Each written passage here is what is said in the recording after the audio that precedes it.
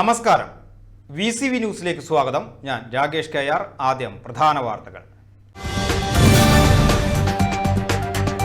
ഷൊർണൂർ നഗരസഭയുടെ ഭരണം ഏറ്റെടുക്കാൻ തയ്യാറാണെന്നും 5 വർഷത്തേക്ക് ഞങ്ങളെ ശ്രമിച്ചു നോക്കൂ എന്നും കേന്ദ്രമന്ത്രി സുരേഷ് ഗോപി.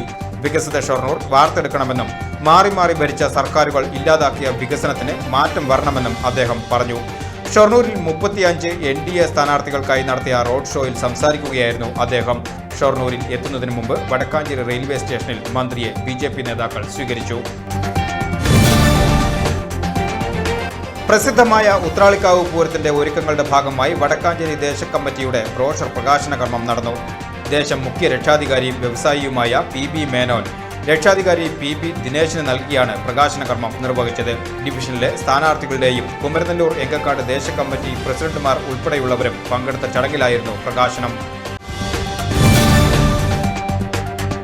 തെരഞ്ഞെടുപ്പ് കാലത്ത് കോൺഗ്രസിന് BJPയോട് സ്നേഹമാണെന്ന് CPI സംസ്ഥാന സെക്രട്ടറി ബിനോയ് വിശ്വം ആരോപിച്ചു. അവണൂർ പഞ്ചായത്ത് LDF തെരഞ്ഞെടുപ്പ് റാലിയും പൊതുയോഗവും ഉദ്ഘാടനം ചെയ്ത് സംസാരിക്കുകയായിരുന്നു അദ്ദേഹം. റാലിയിൽ നിരവധി പ്രവർത്തകർ പങ്കെടുത്തു.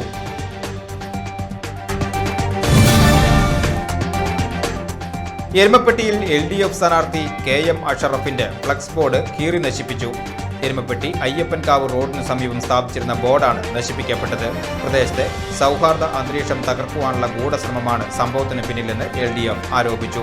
സംഭവത്തിൽ ശക്തമായി പ്രതിഷേധിക്കുന്നതായി നേതാക്കൾ വാർത്താക്കുറിപ്പിൽ അറിയിച്ചു.